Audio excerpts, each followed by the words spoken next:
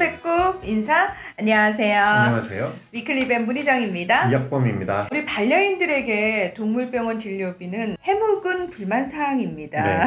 예, 그래서 사실 최근 정치권에서도 이 진료비와 관련해가지고 표준화 등 공약이 나오는데 보험이 안 되다 보니까 진료비 자체가 비싼 것도 좀 부담스럽기도 한데 동물병원마다 같은 증상인데 다 다른 얘기를 해요. 맞습니다. 그래서 사실 수의사들 사이에서도 진료비 표준화가 아니라 진료 표준화가 필요하다 이런 얘기가 나오고 있습니다. 그래서 일반적으로 많이 발생하는 질병, 이런 증상에 대해서는 수의사들이 좀 통일된 진단을 하고 치료를 하는 이런 걸 말합니다. 실제로 그런 움직임이 있긴 있나요? 요즘에 좀 있습니다. 수의과대학 교육 분야에서 이런 움직임이 있는데요. 한국수의과대학협회 그리고 한국수의교육학회가 수년 전부터 수의과 대학에서 배워야 할 진료 역량 연구를 하고 있어요. 그러니까 수의대 학생들이 수의대를 졸업하면 이 정도는 알고 나와야 된다. 이 진료 역량이 임상 실기, 진료 수행 이렇게 두 가지로 구성이 되어 있습니다. 아, 기억이 납니다. 수의대생들이 반드시 배워야 네. 할 임상실기.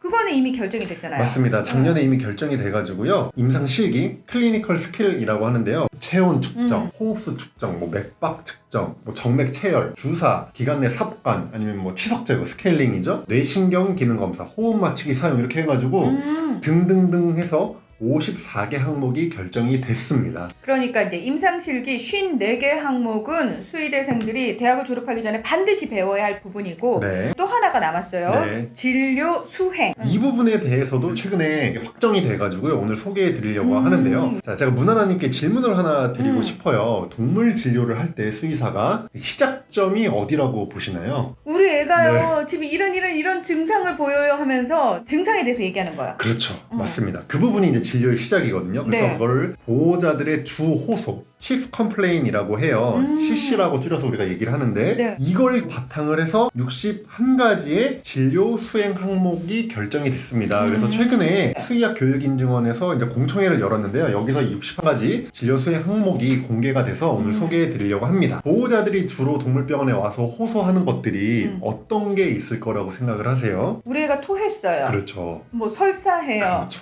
얘가 잘 먹다가 안 먹기 시작했어요. 뭐 이런 것들. 정확히 맞습니다. 그래서 그런 부분을 61개로 정리를 했는데 잘 만들어졌다고 생각한 이유는 수의사 기준이 아니라 보호자 기준으로 만들었어요. 예를 들어서 강아지가 비만해도 배가 튀어나오고 복수가 차도 배가 튀어나오잖아요. 근데 보호자가 보면 갑자기 얘가 배가 빵빵해졌어요. 그렇죠. 보호자는 사실은 복수하고 비만을 구분하지 못하니까 그냥 배가 나왔다고 하잖아요. 네. 그런 걸 기준으로 61개 항목을 정리를 한 겁니다.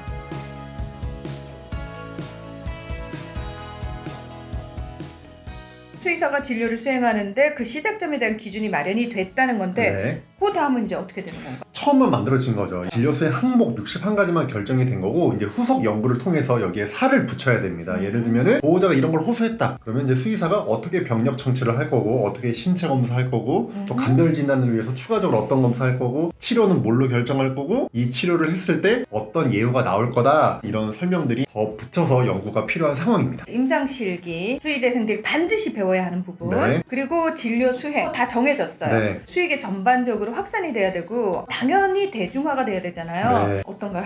갈 길이? 갈 길이 멀죠. 일단은 연구에서 끝나면 안 되고 이게 효율적으로 적용이 되기 위해서는 첫 번째로는 수의과 대학에서 교수님들이 수업을 할 때 이 내용을 바탕으로 수업을 해야 되는데 아직까지 이거 자체를 모르시는 교수님들도 좀 계신 것 같아요. 그래서 좀 안타깝고요. 또 한 가지는 수의사 국가시험을 볼 때 실기시험을 도입을 해서 이런 내용들을 실습평가를 좀 해야 된다 이런 얘기도 나오고 있습니다. 생각해보니까 네. 수의사 시험에서 실기시험이 없었군요. 없습니다. 그냥 수능처럼 하루에 필기시험만 보면 끝납니다. 근데 의사들은 사실 실기시험이 있잖아요. 맞습니다. 의사들은 이제 배우 역할을 하는 분들이 나와서 증상을 얘기하면 시험에 응시하신 분들이 어떻게 대응하는지를 평가하는 CPX 시험이 있거든요. 네. 이런 실습 시험을 수의사 국가시험에도 도입을 해야 된다. 이런 내용을 바탕으로 진지하게 고민을 해볼 필요가 있을 것 같습니다. 네. 수의과 대학 학생들이 조금 체계적으로 교육을 받을 수 있게 임상실기 54개 항목 네, 그리고 그다음에 이번에는 진료 진료 수행 수행. 과목 61가지가 네. 결정이 됐어요. 네. 이게 실질적으로 실질적으로 현장에 적용이 돼서 반려인들이 그 변화를 체감할 수 있어야 된단 말이죠. 맞습니다. 네.